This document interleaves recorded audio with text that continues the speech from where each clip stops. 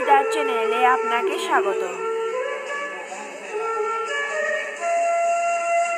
বলবো মহাপ্রসাদের উপাখ্যানটি বলেই শেষ করব। প্রসাদের মাহাত্ম্য আপনি একটি উদাহরণ দিই, ছোট্ট বাস্তব। আচ্ছা বলুন তো, এই যে মাতাজিরা যারা আজকে যুক্ত আছেন বা পিতাজিরা যারাই আছেন, যে যারা যুক্ত আছেন ভক্তদের কথা বলছি, আমরা যদি ঘরে খিচুড়ি রান্না করি একদম ঘি দিয়ে চমৎকারভাবে সমস্ত উপকরণ দিয়ে যদি খিচুড়ি রান্না করি, আর যদি কোনো মন্দিরের কোনো উৎসবের মহাপ্রসাদ ডাইল হয়তো সিদ্ধ হয়েছে, হয়তো হয় নাই, আলু পটল আদা কাঁচা রয়েছে, কিন্তু কেমন সুস্বাদু মহাপ্রসাদ, অমৃত, খেতে ইচ্ছে করে। পাতলা খিচুড়ি মানে পাত্র থেকে থালা থেকে পড়ে যাচ্ছে, কলার খুলটি থেকে পাতা থেকে তবু কত ছোটো ছোটো করে খাচ্ছে, কত সুস্বাদু মহাপ্রসাদ, কী স্বাদ। কিন্তু ঘরে এরকম রান্না করলে খিচুড়ির স্বাদ পাওয়া যায় কি? নিশ্চয়ই না, এটা অস্বীকার করার কোনো উপায় নাই। তো মহাপ্রসাদের একটি উপাখ্যান আছে লোচন দাস ঠাকুরের চৈতন্য মঙ্গল গ্রন্থে, পৃষ্ঠা 47 আছে এই জগন্নাথ লীলামৃততেও। একবার নারদমণি, খুব মন দিয়ে খেলা করবেন যে মহাপ্রসাদের কী মাহাত্ম্য। একবার নারদমণি বৈকুণ্ঠে গিয়ে লক্ষ্মী দেবীর খুব সেবা করলেন, লক্ষ্মী মাতার পাদসেবা করলেন, অনেক সেবা শুশ্রূষা করলেন।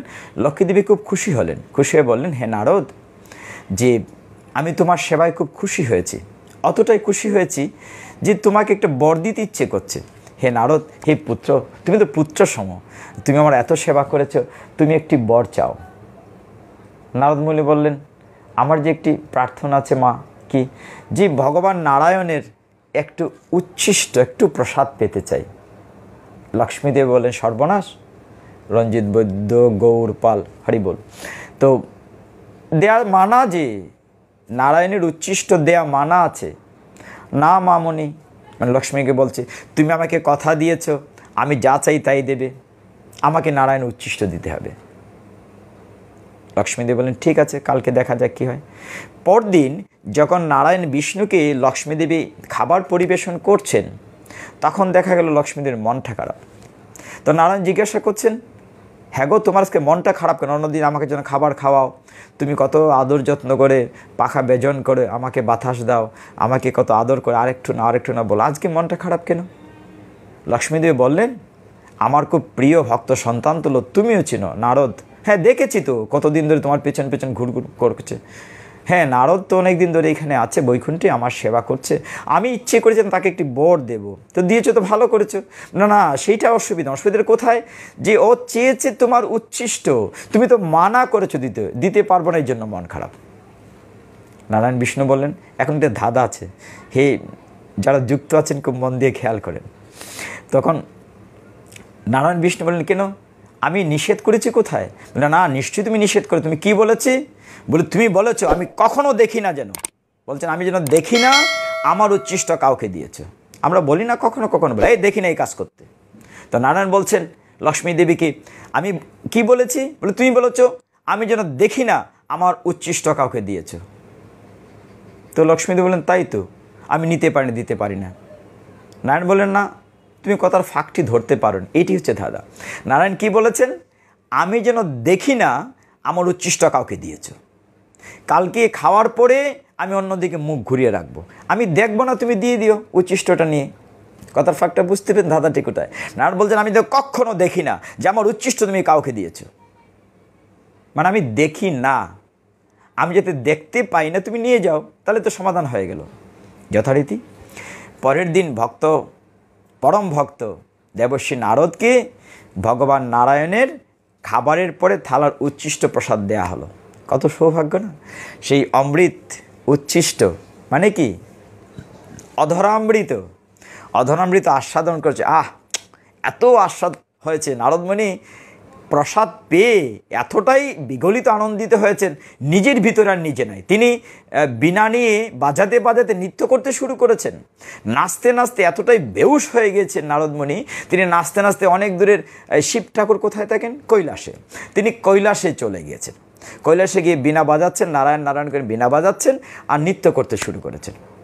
তার নৃত্য দেখে কৈলাস অধিপতি শিব ঠাকুর বলছেন, হে ভাই নারদ, তুমি তো নাচানাচি করছো কেন, ব্যাপারটা নাকি? নারদ বলছে, বলো না ভাই, আমি তো নাচি না, প্রসাদে আমাকে নাচায়। প্রসাদে নাচায়? কিসের প্রসাদ? বলে, নারায়ণের প্রসাদ, বৈকুণ্ঠে গিয়েছিলাম পেয়েছি। তুমি নারায়ণের প্রসাদ পেয়ে আনন্দিত হয়েছ, সৌভাগ্যবান। আমি যুগ যুগ ধরে এই হিমবাহ বরফের মধ্যে বসে তপস্যা করছি, একদিনও নারায়ণের প্রসাদ পাই নাই। তুমি কত ভাগ্যবান, আমার জন্য একটু আনলে না ভাই? নারদ মুনি বলছেন, দেখো আমি তো একটু কণিকা প্রসাদ পেয়েছি, তোমাকে কি? বলে, না না, তুমি না আমার ভাই, তুমি না আমার বন্ধু, আমাকে একটু দাও না ভাই। হঠাৎ শিব ঠাকুর দেখলেন নারদ মুনির আঙ্গুলের ডগায় একটু প্রসাদের কণিকা অন্ন লেগে আছে।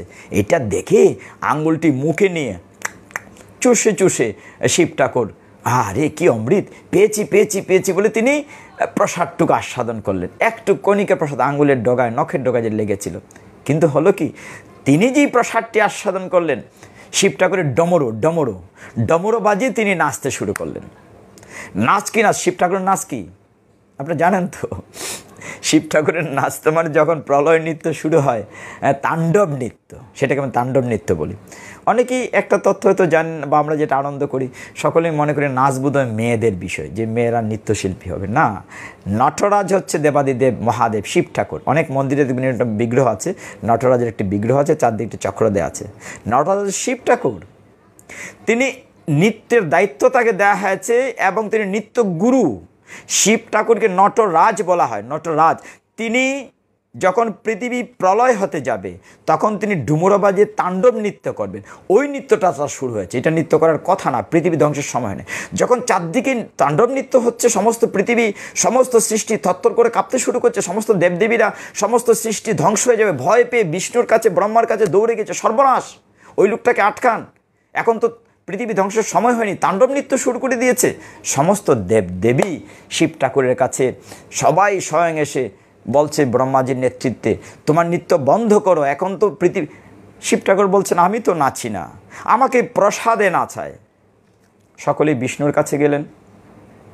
বিষ্ণু আসলেন গরুড়ে চড়ে, থামাও। শিব ঠাকুর বলছেন, না, থামানো যাবে না, আমার প্রসাদ চাই। তখন যখন থামানো যাচ্ছে না কোনোভাবেই, তখন দেবতারা চিন্তা করলেন স্ত্রী বশীভূত হয় কিনা। পার্বতী মাতাকে ডাকা হলো। পার্বতী মাতাকে ডাকা হলো যে তোমার স্বামীর নাচ থামানো হলে পৃথিবী ধ্বংস হয়ে যাবে, সৃষ্টি ধ্বংস হয়ে যাবে। পার্বতী মাতা যে স্বামীকে প্রণাম করে বলছে, হে স্বামীবর, হে দেবাদিদেব, হে ভোলানাথ, হে শিবশঙ্কু, হে আশুতোষ, হে নীলকণ্ঠ, হে ফণিভূষণ, হে দুর্যটি, হে গঙ্গাধর, তুমি কৃপা করে তোমার নাচ তাণ্ডব নৃত্য বন্ধ করো, সৃষ্টি ধ্বংস হয়ে যাবে। শিব ঠাকুর বলছেন, হে পার্বতী, হে দুর্গে, হে শিবানী, আমি যে নাচ বন্ধ করতে পারছি না, তো আমি তো নাচি না, প্রসাদে আমাকে নাচায়। প্রসাদে নাচায়? কিসের প্রসাদ? বলে, ওই যে নারায়ণ বিষ্ণুর প্রসাদ। তুমি প্রসাদ পেয়েছো, এত বড় দুর্লভ জিনিস, তুমি আমাকে দাওনি? বলে, আমি তো একটু পেয়েছি, ওই নারদ মুনির আঙ্গুলের ডগা থেকে চুষে নখের কোণা থেকে একটু পেয়েছি। বলে, যাই পাও অর্ধেকের ভাগিদার তো আমি না তোমার অর্ধাঙ্গিনী? কথা তো ঠিক, আমি তো তোমার অর্ধাঙ্গিনী, অর্ধেকটা তো আমি দাবিদার, আমাকে তুমি দেবে না? বলে, কি করে দেয়, আমার কাছে তো নাই। বলে, নাই বুঝি না, বসলাম ধ্যানে। পার্বতী, যাকে উমা বলা হয়, অপর্ণা বলা হয়, যিনি দেবাদিদেব মহাদেবকে স্বামীরূপে পাওয়ার জন্য অপর্ণা, পর্ণা মানে পাতা, একটি পচা পাতাও খাননি, হিমালয়ের সেই হিমবাহতে তপস্যা করে দেবাদেব স্বামীরূপে পেয়েছেন। কত বড় তপস্বিনী, তিনি তপস্যায় বসছেন। আমি প্রসাদ না পর্যন্ত তপস্যা থেকে উঠব না। দিন যাচ্ছে, পার্বতীর তপস্যা মানে কি, সমস্ত মাথা থেকে ধোঁয়া বেরোতে শুরু করেছে, ধোঁয়া বেরোতে সমস্ত অক্সিজেন বন্ধ, সমস্ত সৃষ্টি মানে ধ্বংস হয়ে যাবে, আরও প্রলয়ঙ্কর অবস্থা। বিষ্ণু সামনে উপস্থিত, নারায়ণ, হে পার্বতী, তোমার তপস্যা বন্ধ করো, সৃষ্টি থাকছে না, ধ্বংস হয়ে যাচ্ছে। পার্বতী বললেন, আমি কোনো কিছু শুনতে চাই না, আমি প্রসাদ চাই। নারায়ণ বিষ্ণু বললেন, ঠিক আছে, আমি তোমাকে প্রসাদ দেবে, কথা দিচ্ছি, তপস্যা থামাও। তিনি তো মা। এখন দেখেন ডিফারেন্সটা, একজন পিতা এবং মাতার তফাৎ। মায়েদের, সকল মায়েদের রাতুল চরণে দণ্ডবত প্রণিপাত নিবেদন করছি, যে মাতাজিরা এখানে শ্রবণ করছেন, তাদের মধ্য দিয়ে পিতা যে শ্রবণ করে, তাদের মধ্যে সকল মায়ের চরণে প্রণাম করছি। পার্বতী মাতাজি নারায়ণ বিষ্ণুকে বললেন, হে নারায়ণ, তোমার প্রসাদ আমাকে দিলে চলবে না, আমি তো জগন্মাতা, জগতের মাতা, এই সমস্ত জগৎবাসীকে তোমার প্রসাদ দিতে হবে। নারায়ণ বললেন, তা কি করে হয়? বললেন, না, আমি তো মা, আমি সন্তানকে ফেলে, আমার শিব ঠাকুর আমাকে ফেলে খেয়েছে, নারদমুনি আমাদেরকে দেয় নাই খেয়েছে, আমি তো না দিয়ে খেতে পারবো না সন্তানকে। ভগবান বলেন ঠিক আছে, তোমার বর মঞ্জুর হলো প্রার্থনা। কথা হলো যে রথের যাত্রায় সকলে না সব সময় পাবে। তখন সিদ্ধান্ত হলো, ভগবান বললেন আমি দারুব্রহ্মরূপে উড়িষ্যার পুরীতে যখন জগন্নাথ রূপে থাকবো, তখন আমার পাশে তোমার একটা মন্দির থাকবে, তোমার নাম পার্বতী না, তখন তোমার নাম হবে বিমলা দেবী। এখনও পুরীতে আছে, যারা যাবেন। আমাকে যখন প্রথম বুক দেয়া হবে, সেই প্রসাদটি আমি আস্বাদন করার পরে থালাটি প্রথম তোমাকে দেয়া হবে, বিমলা দেবীকে, তখন সেটি হবে মহাপ্রসাদ। তারপর সেটি আনন্দবাজারে যাবে এবং ভক্তরা কিনবে, পাবে, আনন্দবাজারে চলে যাবে। সিদ্ধান্ত হলো এই প্রেক্ষিতে সেই দিন থেকে সমস্ত পৃথিবীতে যখন ভগবান জগন্নাথ রূপে দারুব্রহ্ম রূপে পৃথিবীতে আসলেন, জগন্নাথের মন্দিরের পাশে প্রতিষ্ঠিত হলো বিমলা দেবীর মন্দির এবং ভগবান জগন্নাথের প্রসাদ উচ্ছিষ্ট প্রথম বিমলা দিয়ে দেওয়া হয় এবং সেখানে সেটি মহাপ্রসাদ রূপে আনন্দবাজারে। জগন্নাথের পুরীর প্রসাদের বড় মাহাত্ম্য হলো, আমি আরেকদিন একটু আলোচনা করব, তবে কথা হচ্ছে প্রসাদ কখনো অসুচি হয় না, সেটি মাথায় রাখি। শেষের কথাটি মজা, সেটি শেষ করব বলে, সেটি হচ্ছে পার্বতী দেবী যখন এরকম বর পেলেন, পেয়ে নারায়ণকে বললেন, হে শঙ্খচক্র গদা পদ্মধারী জনার্দন, আমাকে প্রসাদ দিলে আমার মধ্য দিয়ে জগৎবাসী পাবে। খুব খুশি হয়েছে। এই যে আমার স্বামী দেবতা শিব ঠাকুর আমাকে প্রসাদ দেয়নি, আমি অর্ধাঙ্গিনী সত্য, তার একটু পানিশমেন্ট, শাস্তি উচিত না? মানে একটা মজার মতো এই ঘটনাটি। তখন নারায়ণ বলে, হ্যাঁ নিশ্চয়ই, সে তো অন্যায় করেছে, সে তোমাকে কেন দেবে না? একটা দানা পেলেও তো অর্ধেক তুমি তার অংশীদার, অর্ধাঙ্গিনী, তার একটা শাস্তি উচিত। আচ্ছা, শাস্তি হবে কি? সমস্ত আমার যত জায়গায় মন্দির থাকবে, সব মন্দিরের ভেতরে দেবাদিদেব থাকবে না, গেইটের বাইরে থাকবে পাহারাদার রূপে। তথাস্তু। প্রমাণ কি? এখনও আছে। যত জায়গায় উৎসব হয় দেখবেন, মূল যে শ্রীকৃষ্ণ চৈতন্য মহাপ্রভু পঞ্চ তত্ত্ব যে সাজানো হয় প্রত্যেক উৎসব মন্দিরে, শিবের মন্দিরটা বাইরে রাখা হয়। আমাদের সারা বাংলাদেশ সারা পৃথিবী সব জায়গায় দেখবেন মূল মন্দিরের বাইরে শিব ঠাকুরের মন্দির রাখা হয়। ওই যে যা হোক, আজকে আর কথা বাড়াচ্ছি না, আমার ভুল ত্রুটি ক্ষমা করবেন। আর আগামীতে যদি কখনো দেখা হয় জগন্নাথের আরও কোনো লীলা নিয়ে, জগন্নাথের কোনো উপাখ্যান নিয়ে, উল্টোরথের আগে একদিন যদি সুযোগ হয়, একদিন বসার ইচ্ছে আছে। উল্টোরথ নিয়ে কিছু তথ্যকথা আপনাদেরকে জানার দরকার আছে মনে করি। সেই সুযোগ যদি জগন্নাথ কৃপা করে দেন, আমার অনেক ভুল ত্রুটি হয়েছেন, এখনও অনেক যুক্ত আছেন, আমি সকলের রাঙ্গা চরণে, রাতুল চরণে, আমি অধম, নরাধম, জ্ঞানহীন, বিদ্যাহীন, বুদ্ধিহীন, আমি সকলের রাতুল চরণে প্রণতি নিবেদন করছি। পথ একটি, সেটি হচ্ছে সারেন্ডার। পথ একটি, সেটি হচ্ছে আত্মসমর্পণ। পথ একটি, প্রপদ্যন্তে। যদি ভগবানের কাছে আত্মসমর্পণ করতে পারি, তাহলেই সেই পথের সন্ধান আমরা পাব। একমাত্র অনাদিরাদি গোবিন্দ জগতের নাথ জগন্নাথ কৃপা যদি করেন, তাহলে আমরা সেই জায়গায় পৌঁছতে পারি। তো যাই হোক, আমরা এখানে শেষ করছি, ভুল ত্রুটি ক্ষমা করবেন। কি বলি, ওম যদস্কর পরিভ্রষ্ট মাত্রাহীনং চেদ ভবৎ পূর্ণং ভবত তৎসর্বাং তৎপ্রসাদাৎ জনার্দন। মহাপ্রভুর দেয়া, মহাপ্রভু যেহেতু এই রথ পুরী থেকে নিয়ে এসছেন, তিনি মহাপ্রভুর কথা আজকে বলাই হয় নাই, যেই গৌর সেই কৃষ্ণ সেই জগন্নাথ। যা হোক, সেটি আরেকদিন বলবো। তো আজকের অনেক রাত্র হয়ে গিয়েছে, সেদিন হয়তো সুযোগ যদি থাকে, আপনারা যদি চান, ভক্ত যদি চান, তাহলে আরেকটা দিন আমরা নেব, আপনাদের উপর নির্ভর করছে। তো আমরা এখানে শেষ করছি মহাপ্রভুর অমীয় বাণী। এই কলিযুগের নাম যজ্ঞ সার একমাত্র হরের নাম, সেটা বলে হরের নাম হরের নাম হরের নাম কেবল নামইব কেবলম কলো নাস্তিব্য নাস্তিব্য নাস্তিব্য গতিরণ্যতা। এই কলিযুগে একমাত্র হরিনাম ছাড়া আর কোনো গতি নাই, গতি নাই, গতি নাই। তাই সেই নাম বলে শেষ করব। হরে কৃষ্ণ কৃষ্ণ কৃষ্ণ হরে হরে, হরে রাম রাম রাম হরে হরে, হরে কৃষ্ণ কৃষ্ণ কৃষ্ণ হরে হরে, হরে রাম রাম রাম হরে হরে, হরে কৃষ্ণ কৃষ্ণ কৃষ্ণ হরে হরে, হরে রাম রাম রাম হরে হরে। হরিম তৎসৎ। এত ভক্ত এখনও যুক্ত আছেন, আমার মনে হচ্ছে কেউ যেতে চাচ্ছেন না। এরকম সংখ্যা তো কোনোদিন হয় না।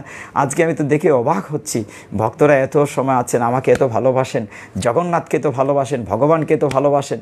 খুব খুশি হলাম। আগামীতে কোনো একদিন আপনারা যদি চান, তাহলে যুক্ত হব ভগবানের কথা আস্বাদন করার জন্য। হরে কৃষ্ণ। সর্বে সুখিন ভবন্ত, সর্বে সন্ত নিরাময়া, সর্বে ভদ্রাণী পশ্যন্ত, মা কশ্চিৎ দুঃখ ভাগ ভবেদ। পৃথিবীর সকল প্রাণী সুখী হোক, সকলে নিরুখ থাকো, কেউ যেন দুঃখ ভোগ না করে। ওম শান্তি শান্তি শান্তি। আজকে প্যান্ডেমিক সিচুয়েশনে, আজকে মহামারীতে করোনাতে অনাদের গোবিন্দ জগতের নাথ জগন্নাথের কাছে সর্বশেষ প্রার্থনা করে বিদায় নিচ্ছে। আসুন সকলে মিলে প্রার্থনা করি। হে জগতের নাথ জগন্নাথ, হে বলদেব, হে সুভদ্রা মহারানী, হে অনাদিরাদি গোবিন্দ শ্রীকৃষ্ণ, তুমি আমাদেরকে রক্ষা করে মহামারীর হাত থেকে। সকলকে, জাতি ধর্ম বর্ণ শ্রেণী নির্বিশেষে, কে হিন্দু কি মুসলিম কি বৌদ্ধ কি খ্রিস্টান, সেটা আমরা সকলেই আমাদের ভাই। সমস্ত সৃষ্টিকে তুমি রক্ষা করো। জানি প্রভু আমরা অনেক পাপ করেছি, অনেক অনেক পাপ করেছি। কৃপা করে, তুমি না কৃপা সিন্ধু, আমাদেরকে মহামারীর হাত থেকে রক্ষা করো। ওম নমো ভগবতে বাসুদেবায় নমঃ। ওম নমো ভগবতে বাসুদেবায় নমঃ। ওম নমো ভগবতে বাসুদেবায় নমঃ। হরে কৃষ্ণ।